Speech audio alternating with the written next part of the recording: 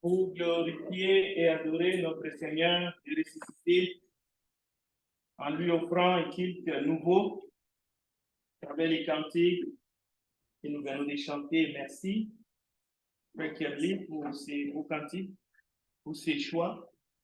Je voudrais remercier déjà notre frère qui nous a guidés dans la prière, le frère Larico, et aussi vous tous qui êtes là, et ceux qui sont avec nous justement en ligne et ceux qui nous suivront plus tard. Chers bien-aimés, pour moi, c'est un privilège de venir ce matin partager la parole de Dieu avec vous. J'espère que c'est dans la joie que nous allons tous écouter la parole de Dieu. Parce que le but de la parole de Dieu, ce n'est pas de nous attrister. C'est plutôt, nous devons nous réjouir. Parce que la parole de Dieu, c'est la nourriture pour nos âmes. Même si parfois les sujets qu'on aborde, ce sont des sujets de société qui nous touchent personnellement, parce que ça concerne aussi parfois nos enfants qui sont chers dans nos vies et dans nos cœurs. Mais nous sommes contents parce que le Seigneur est vivant et en plus il est ressuscité. Alors, avant de commencer le message, je vais d'abord vous montrer ce que j'ai trouvé dans la presse. Je ne vais pas vous montrer parce que je voudrais me moquer ou exposer les personnes qui sont ici. Non, non, ces personnes-là, ce sont des employés dans les écoles. Et ce n'est pas, vous voyez, des employés scolaires. Ce sont des enseignants et des enseignantes qui enseignent nos enfants. Et il y en a ici au moins 56. Vous voyez, je ne veux pas faire des commentaires, mais je veux vous dire, et vous allez lire vous-même, même des noms, ils sont au nombre de 56. Et vous voyez, c'est leurs photos, ils sont à découvert. Et ces journaux, ce n'est pas n'importe quel journal, c'est le journal de Montréal. Ces personnes, au nombre de 56, ils sont accusés de crimes sexuels à l'égard des enfants dans les écoles. C'est pour ça que je ne veux pas, vous voyez, ce sont des employés scolaires. Mais là, pourquoi j'aimerais introduire cet enseignement de ce matin dans ce sens-là? C'est pour vous dire que, nous vivons dans un monde où ce n'est pas à l'Église de définir les règles religieuses ou de condamner, ainsi de suite, les gens. Ce n'est pas ça le but. Oui, les enseignements qui sont contraires à la parole de Dieu, la Bible nous demande de dénoncer les œuvres des ténèbres. Mais la Bible ne nous demande pas de nous attaquer aux personnes. Ça, c'est la presse qui fait son travail. Et n'importe qui trouve le journal de Montréal, il peut simplement lire, être peut-être étonné que cela arrive, mais il y a des choses, sans vouloir minimiser, mais il y a des choses beaucoup plus graves. Même ça, c'est grave. On aurait souhaité que là où on envoie nos enfants, ces choses comme ça n'existent pas. C'est un vœu pieux, mais ça existe. C'est la réalité de notre monde. Et nous devons faire avec. Nous devons rester chrétiens et continuer à prêcher l'évangile, à aimer les gens, malgré cette réalité que nos enfants sont confrontés avec ça. Mais c'est une chose d'avoir un esprit étroit et de penser qu'il n'y a que des gens comme ça dans les écoles, ou d'essayer d'incriminer l'école. Ça s'appelle un esprit étroit. Ou bien c'est simplement ça que nos enfants vont trouver à l'école. C'est un mensonge de réfléchir comme ça. Et d'ailleurs, Dieu ne nous appelle pas à faire ce genre d'analyse. On se comprend. Bien. Mais nous pouvons prier même pour eux, afin que Dieu les oriente et qu'ils apprennent. Parce qu'ils sont déjà jugés par le monde. Pourquoi nous, on les jugerait encore? Mais nous pouvons intercéder pour nos enfants, mais pour eux aussi, parce que nous prions pour ceux qui sont en prison. C'est Jésus qui nous ordonne de les faire. Et nous devons prier aussi pour ceux qui sont dans les hôpitaux, quelles que soient les causes, parfois. D'accord? On peut tomber malade parce qu'on est innocent, mais il y a aussi des gens qui tombent malades parce que Ils ont attrapé le sida à cause de leur impudicité. Mais ça ne veut pas dire qu'on va les condamner en plus. On va dire, ouais, au moins tu as eu ce que tu cherchais.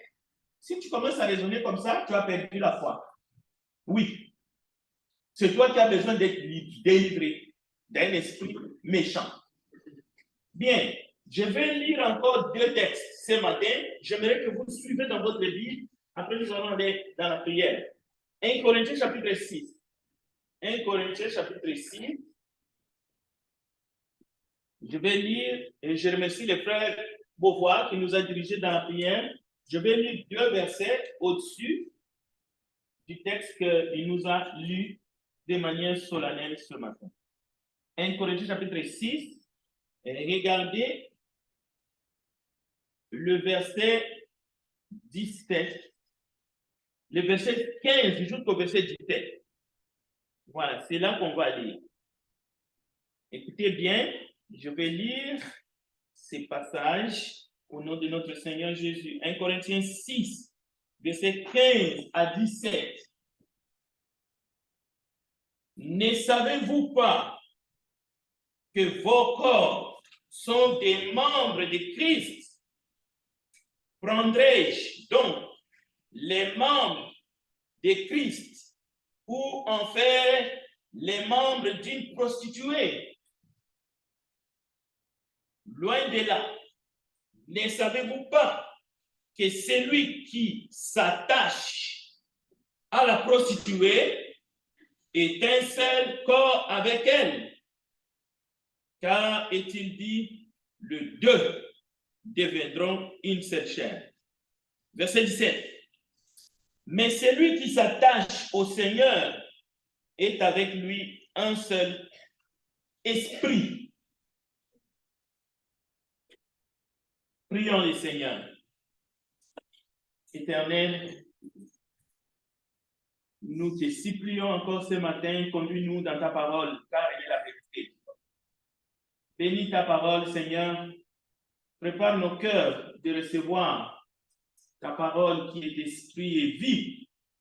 Fais que nous soyons véritablement vivifiés ce matin et que nous puissions entendre ton retour dans la foi, dans la persévérance, dans la fidélité. Nous te le demandons, Père, au nom de Jésus. Amen. Amen. Alors, je bénis le Seigneur parce que nous allons parler un peu de David et Jonathan. David et Jonathan sont 2 amis alors que David venait de tuer Goliath pour délivrer Israël. Grâce à Dieu, parce que David avait mis toute sa confiance en Dieu, il a affronté un géant. Et alors qu'il a terminé de tuer David et Goliath, Jonathan, qui était le fils du roi Saül, son âme est attachée à l'âme de David. Ils sont devenus des amis, au point que Jonathan va sauver la vie de David, parce que son père va chercher à tuer David, parce que David devrait remplacer Saül au trône. Mais l'amitié de Jonathan est devenue une calomnie depuis des générations. On essaie de présenter Jonathan et David comme si David avait eu une aventure sexuelle avec Jonathan. Mais pour tromper l'imagination des simples, pas seulement des enfants, il y a des adultes qui ont un esprit simple, qui se laissent amadouer, embourber. Même en lisant les textes, si vous allez dans 2 Samuel, vous allez voir. On parle même de chéris. C'est comme s'ils étaient 2 chéris, Jonathan et David, 2 chéris. Dans la lecture du texte, l'ennemi peut vous piéger. Nous allons approfondir. Si vous pouvez être même en ligne mercredi, nous allons approfondir pour comprendre les textes de 2 Samuel. Parce que le but, c'est de prêcher la vérité, c'est de démasquer le diable dans toutes ses ruses. Mais nous venons d'entendre 1 Corinthiens chapitre 6. Mais je vais lire quand même 2 Samuel. Cherchez 2 Samuel, je vais vous montrer. Si vous avez 8 secondes comme moi, vous allez voir que même dans la lecture, ça sonne faux, ça sonne mal. Mais ce n'est pas la vérité. C'est très facile de vous tromper. Quelqu'un peut utiliser ces textes pour vous mettre des idées dans la tête.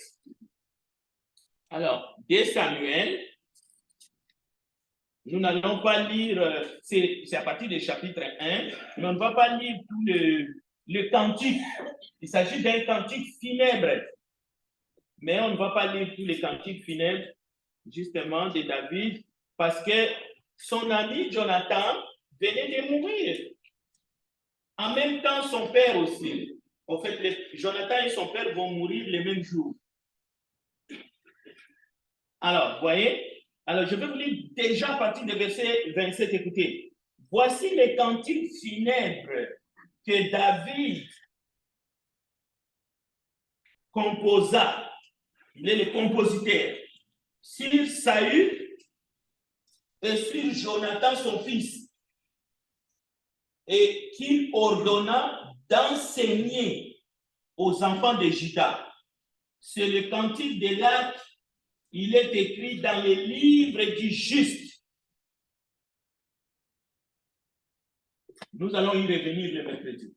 Alors, regardez le verset 23. David chante. Écoutez ces paroles. Saül et Jonathan, aimables, chéris, pendant leur vie, n'ont point été séparés dans leur mort. Ils étaient plus légers que les aigles. Ils étaient plus forts que les lions. Filles d'Israël, pleurez sur Saül, qui vous revêtait magnifiquement de cramoisis, qui mettait des ornements d'or sur vos habits. Comment des héros sont-ils tombés au milieu du combat?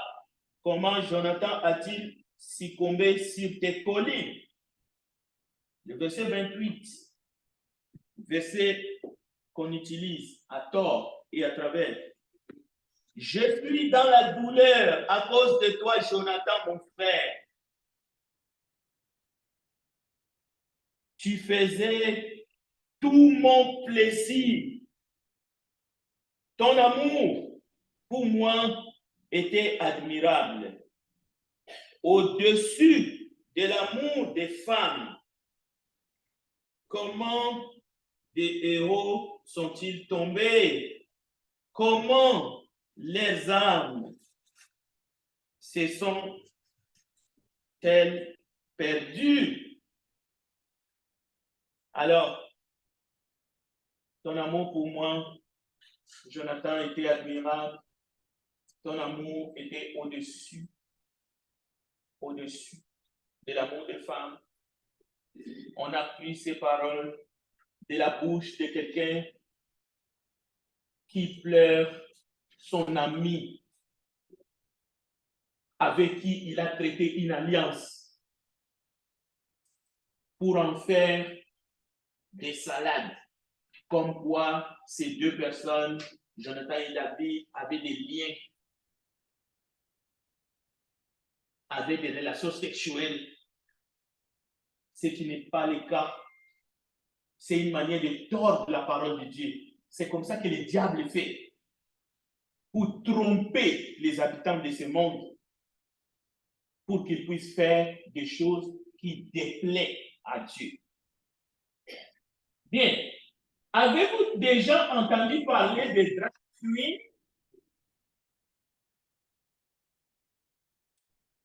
Peut-être que oui, si vous avez des enfants, peut-être que non, si vous n'avez pas des enfants, mais vous pouvez aussi avoir des enfants et ne pas savoir que ça signifie drag queen. Comme il y a aussi des drag kings. C'est une expression pour désigner le plus souvent des hommes, ça pourrait être aussi des femmes, toutes ces personnes qui ont une certaine orientation sexuelle, mais qui s'habillent aussi d'une certaine façon, avec beaucoup de maquillage.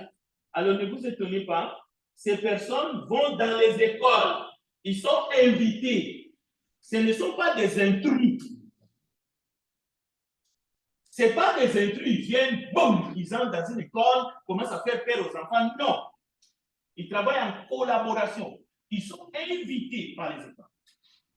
Et toutes les écoles sont bien organisées. Pas seulement ici au Canada, mais ailleurs aussi. Il y a des commissions, par exemple, ici dans notre pays. Et dans ces commissions, souvent, il y a des parents où l'école, pour faire des programmes, il y a des parents qui sont consultés. Peut-être qu'il y a des parents ici qui font partie de ces commissions, qui dirigent, au fait, qui décident ce qu'il faut faire, ou quel programme, ou comment est-ce qu'on va dépenser tel montant d'argent. Il y a des parents qui sont impliqués jusqu'au niveau des décisions importantes et qui travaillent avec le ministère de l'Éducation. Alors, ces personnes sont invitées dans les écoles pour raconter des histoires aux enfants. Les enfants, comme c'est là, les enfants ont les informations concernant la question de genre, ou nous verrons aussi d'autres questions. Mais ce n'est pas la seule façon pour les enfants d'être informés ou de savoir les tendances, les changements, ou comment se comporter dans notre société. Il y a des livres dans les bibliothèques des écoles, des livres bien colorés, où les enfants peuvent directement aller voir et puiser des informations. Tout est clair dans ces livres-là.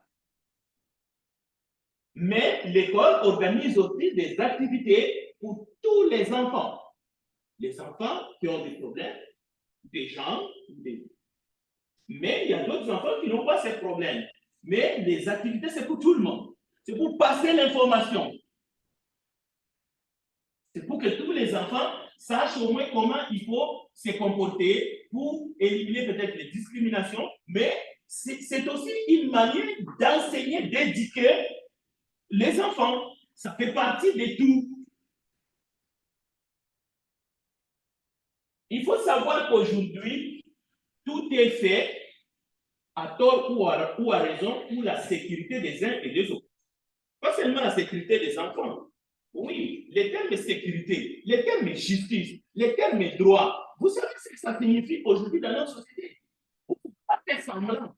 Cela veut dire qu'on essaie de sécuriser tout le monde. Il n'y a pas de raison qu'on sécurise les uns par les autres. Quelle que soit la tendance, quel que soit les choix. S'il y a une défilé, les policiers sont là. S'il y a une contre-manifestation, les policiers sont là pour tout le monde. Bien. Il y a des conseils des parents dans les écoles. Alors maintenant, le drame, ça se passe à l'école, comme nous venons d'entendre, mais à la maison, il n'y a rien qui se passe. Cela veut dire que s'il n'y a pas de suivi, je ne dis pas que tout parent doit faire les devoirs, mais au moins au niveau de l'éducation, au niveau des suivre. Si vous avez des enfants qui fréquentent les écoles, publiques ou privées, tout ce que vous voulez, même à l'université, normalement, il faut qu'il y ait un suivi au niveau de la maison, mais surtout, ici, nous pouvons parler de parents chrétiens et des enfants qui ont des parents chrétiens. Il faut qu'il y ait un suivi. Ça, c'est le rôle. C'est le message de l'Église. Ben, s'il n'y a pas de suivi, c'est ça le drame, c'est ça le problème. Le problème, ce n'est pas notre société. Chacun fait ses choix. Et nous sommes condamnés à vivre ensemble. Le problème, c'est le manque de suivi. Le problème, c'est des parents qui démissionnent. C'est des parents qui ne sont pas là, qui ne font pas leurs devoirs. Ça, c'est le drame, bibliquement parlant. Maintenant, est-ce que je dois me mettre ici pour condamner le monde? Lui-même, le Tout-Puissant, il n'a pas condamné le monde. Il a envoyé son fils unique pour mourir pour le monde. Moi, je vais me mettre ici comme un prédicateur pour condamner le monde. Mais c'est quoi cette histoire? OK? Bien. Alors, dans les écoles, il y a des programmes et vous devez être au courant que jadis, on a enlevé les cours de la religion dans les écoles. Mais attention, les cours de la sexualité est revenu dans les écoles. Et même avec force. Pourquoi? Parce que déjà, à la maternelle, préscolaire, première année primaire, deuxième année primaire, troisième année primaire, quatrième, cinquième, nous sommes ici au niveau primaire.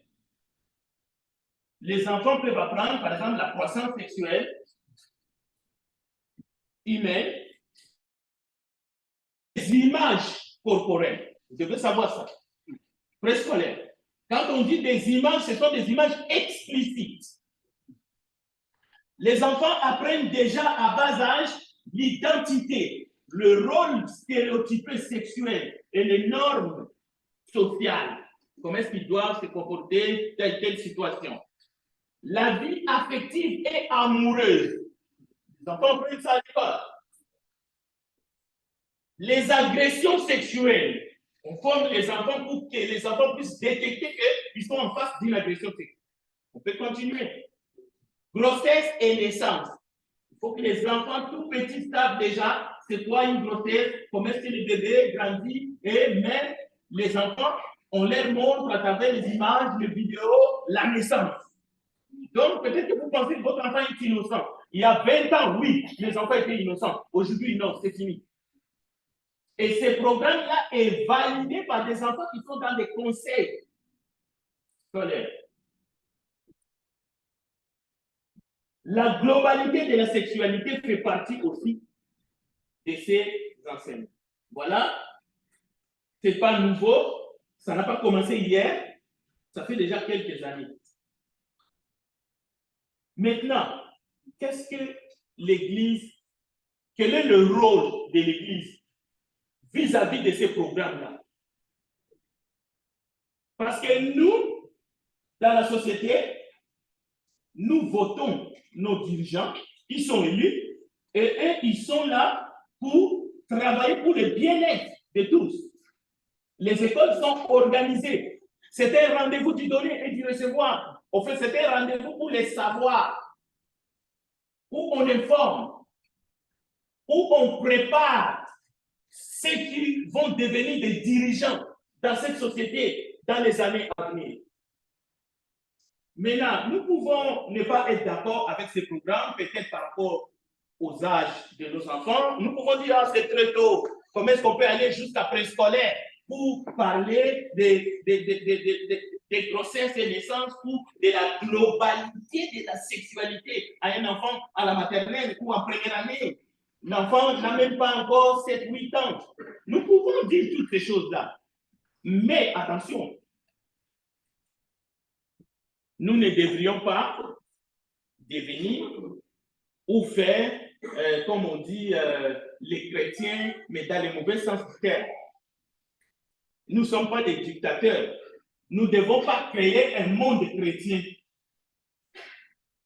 À la limite, présentez-vous aux élections pour essayer d'aller changer les choses, mais dans la politique. Oui, allez-y. Mais pas autrement. On ne peut pas utiliser la parole de Dieu pour essayer de vouloir imposer. Ça, c'est ça qui s'est passé, disons, dans l'ancien temps, avec les croisades, où l'Église a voulu mater tout le monde. Mais l'Église, entre guillemets, cette Église-là a échoué. La preuve, c'est qu'on a chassé tout le monde. On a chassé tout le monde. C'est pour ça qu'il y a la séparation entre la religion et l'État. Vous le savez très bien. Même si nous regrettons aujourd'hui, on a besoin des écoles conventionnées catholiques et tout ça, mais ils ont échoué. Cette religion-là, cette église-là a échoué. Maintenant, c'est la politique. C'est l'État qui dirige les choses. Mais en tant que parents, vous devez participer là où vous pouvez, dans les conseils, les écoles, vous pouvez donner des idées. Mais la mission de l'église est de prêcher l'évangile. De dire la vérité. Bien. J'ai pris un exemple du mariage pour tous. Notre mission comme peuple de Dieu, même lorsque nous élevons nos enfants selon le Seigneur, ce n'est pas de combattre le mariage pour tous, ni l'empêcher d'ailleurs. On ne peut pas l'empêcher. Mais nous pouvons confesser notre foi. Nous pouvons enseigner ce que la Bible dit. Mais nous devons l'enseigner non seulement avec douceur, mais nous devons l'enseigner avec amour, parce que le but de l'enseignement, c'est le salut des hommes. Ce n'est pas la conquête des hommes.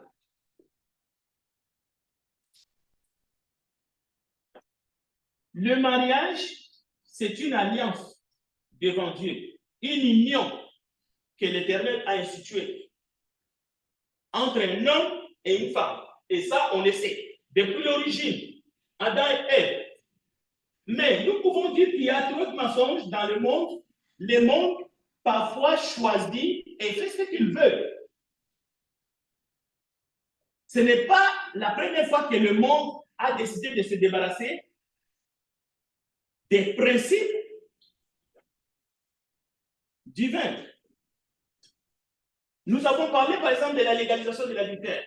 Encore une fois, l'Église n'est pas là pour combattre les adultères ni pour les condamner. Jésus n'a pas condamné un adultère qu'il a rencontré face à face. Et devant les autorités religieuses de l'époque, le pharisien. Ce qui est sorti dans la bouche de Jésus était « Je ne te condamne pas non plus moi ». Et d'ailleurs, Jésus a demandé à ceux qui étaient là de condamner la femme adultère.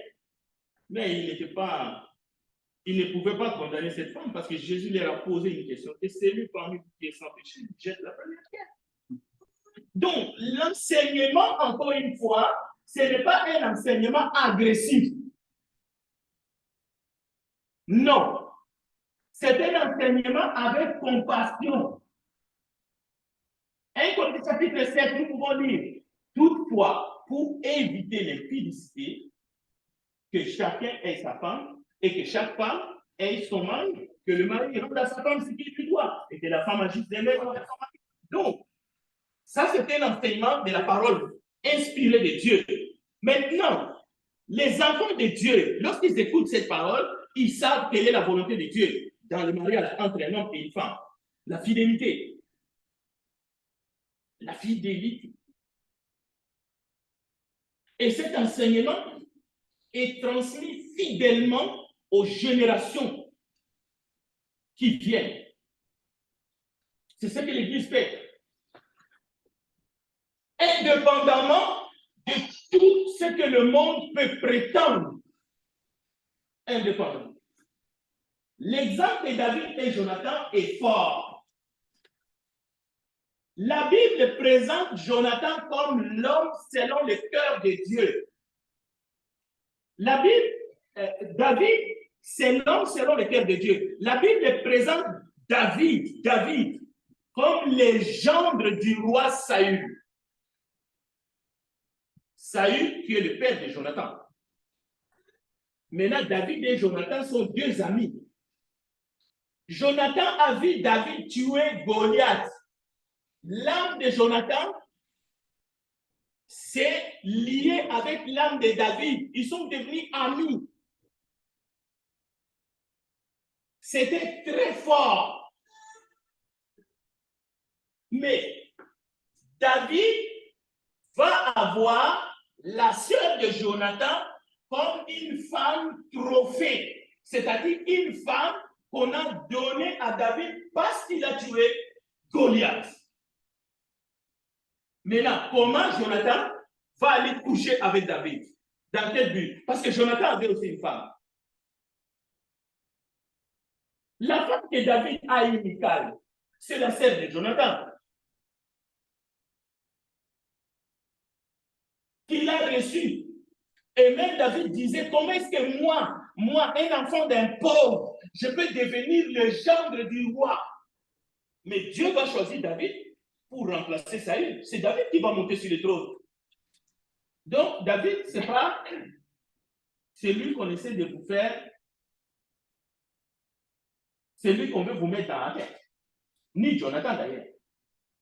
Jonathan avait un fils qui s'appelait Méphibosheth, qui avait des problèmes dans ses membres inférieurs, que David va récupérer. Au fait, les textes que nous avons lus dans 2 Samuel chapitre 1, David est en train de pleurer un ami, mais aussi le roi Saül, parce que le roi Saül était un oint de l'Éternel. Il est mort. David ne voulait pas toucher à Saül. Même si Saül voulait le tuer, David disait, je ne peux pas toucher. C'était loin de l'Éternel. David fouillait. Alors, quand ils sont morts, il a dit toutes ces paroles. Il a appelé Jonathan. Jonathan, ton amour pour ton père était grand. C'était plus fort. Mais ton amour pour moi aussi. Ainsi de suite. Donc, ça n'a rien à voir avec ce qu'on disait. Non. Écoutez, David a pleuré son beau-frère, Jonathan. Cela est écrit dans la Bible. Il ne faut pas chercher il ne faut pas croire aux justificatifs. On utilise la parole de Dieu en faux, à tort et à travers pour justifier n'importe quoi, mais ce n'est pas la réalité. Ce que Dieu veut nous apprendre, c'est ce que lui-même il a institué.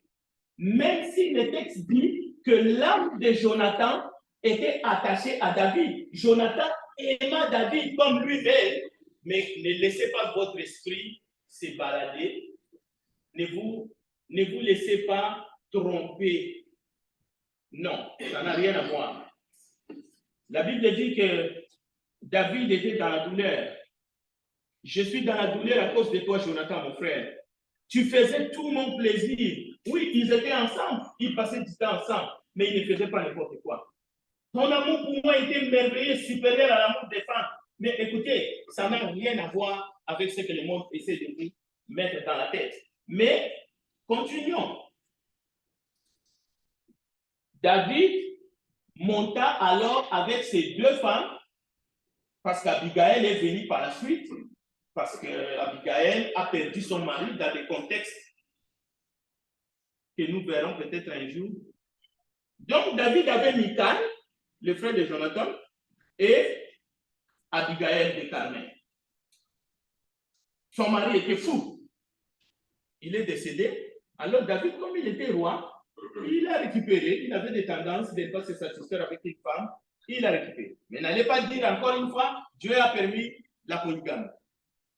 Si vous voulez vous perdre, alors voilà une raison. Vous allez laisser votre femme à la maison pour aller chercher un autre et dire que David avait deux femmes, Abigail et Michal, c'est votre problème. Vous allez seulement vous préparer, vous allez être bon pour l'enfer de toutes les façons.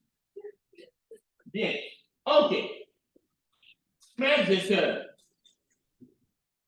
la valeur de la personne humaine, de chaque personne humaine, la valeur de chaque personne humaine est inestimable dans le cœur de Dieu. Il ne s'agit pas de la valeur des chrétiens que vous êtes. Vous êtes assis, d'autres ne sont pas là, ils sont dans un bistrot, en train de siroter un verre de vin. D'autres sont en train de boire leur whisky. Mais la Bible dit car Dieu a tant aimé le monde qu'il a donné son Fils unique afin que quiconque croit en lui ne périsse point, mais qu'il ait la vie éternelle. Dieu aime le monde. Dieu aime les pécheurs. Ce sont les pécheurs qui sont en train de se vautrer dans la boue. Jésus-Christ est mort pour eux. Donc, la valeur d'une vie humaine est inestimable. C'est pour cela que depuis la loi, et même lorsque Jésus est venu sur terre, il disait toujours, tu aimeras ton Dieu de tout ton cœur. Mais il ajoutait, tu aimeras ton prochain. Ne soyez pas étonnés que Jonathan aimait David comme lui-même. Parce qu'il savait le principe divin. Et il savait que son père avait tort de vouloir tuer David. Il savait. Et il a dit ça à son père.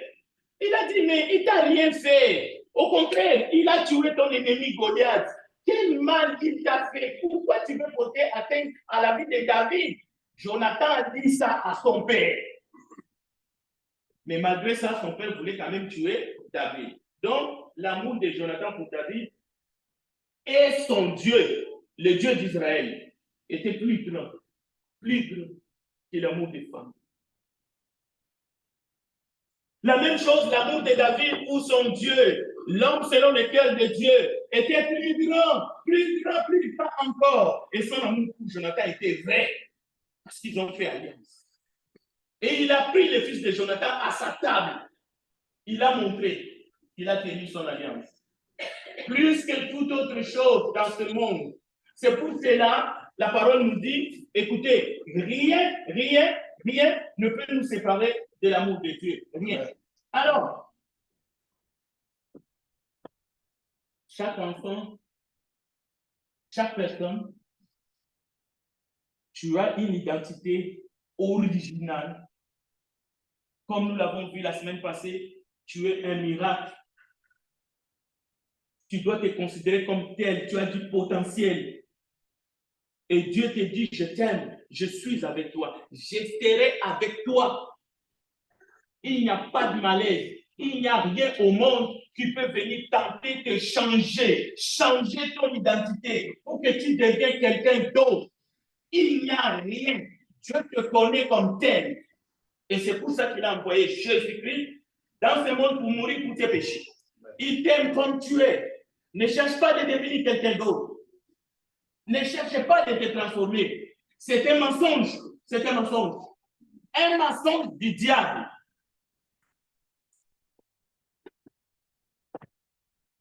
Ce que Dieu nous demande comme chrétiens ce matin, c'est de nous aimer les uns les autres. De ne pas aimer quelqu'un par intérêt. De ne pas essayer de pour satisfaire notre propre amour. Non, ça, ce n'est pas aimer. On aime parce que Dieu nous a aimés. Même si nous ne pensons pas la même chose, le problème n'est pas là. La haine de l'autre, la haine de soi-même. Parce que le problème ici, c'est qu'on s'est haï soi-même. Alors, on veut se créer une carapace. On veut devenir quelqu'un d'autre. On regarde le monde, on essaie de projeter notre haine sur les autres, sur le monde. Oh, le monde est méchant, le monde est mauvais. Non, le problème, c'est ton cœur qui est mauvais. C'est ton cœur qui est méchant. C'est toi qui as besoin de changer d'abord. Parce que Dieu te demande d'accueillir, Dieu te demande d'embrasser, Dieu te demande d'aider, mais dans la fidélité. Tu dois connaître le principe de Dieu. Tu dois être fier de ce que Dieu a fait de toi. Tu dois être un canal de bénédiction pour les autres. C'est lui. Ne te préoccupe pas de ce que toi, tu ne peux pas changer, de ce que toi, tu ne peux pas faire. Mais au moins, tu peux dire, ainsi dit le Seigneur. Voici comment Dieu nous a fait. Chaque personne humaine est la plus grande création divine qui proclame justement la bonté et l'amour de Dieu. Donc, tu es le trésor le plus inestimable, sachant qui t'a créé, sachant d'où tu viens. Alors, ces discours vont continuer jusqu'à la fin du monde. Et malheureusement, il y a certaines différences que nous essayons d'amplifier dans ce monde.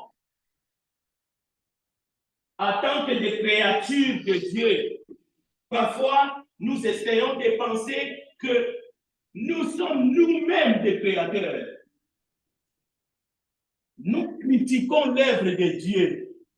Je ne suis pas aussi belle que lui, qu'elle. Je ne suis pas aussi beau que lui. Si j'étais un homme, je changerais le monde. Ou si j'étais une femme, je démontrerais aux femmes comment il faut marcher. Aujourd'hui, il y a des Miss qui font même des Miss Monde. Mais au fond, c'est un garçon. C'est un garçon, au fait. Mais le voilà, il est là pour essayer de concourir Miss Monde. Non, c'est un garçon. Arrête. L'histoire d'Adam et Ève, c'est aussi notre histoire. Pourquoi? Ils ont voulu se passer de Dieu, justement. Ils ont aspiré à plus, mais nous savons comment cette histoire s'est terminée. Et tout cela peut se résumer à un seul mot, l'égoïsme. L'égoïsme, c'est le chemin de la destruction. L'égoïsme. Chacun essaie toujours de penser à lui-même. Même on oublie Dieu et on oublie les autres. C'est ça les drames de nos sociétés où les uns meurent de faim, les uns mangent dans les poubelles et on a inventé des théories, toutes sortes de théories. Il n'y a pas assez pour tout le monde. Ainsi de suite. Non, bien-aimé, non, non. Un des plus grands défauts de l'être humain consiste à s'imaginer qu'on peut toujours arriver, qu'on peut changer même notre propre nature. changer notre condition. Non, disons à nos enfants, nous sommes des créatures de Dieu. Dieu nous a envoyés dans ce monde pour une mission. Accomplissez votre mission, vous serez heureux parce que le jour des comptes vient.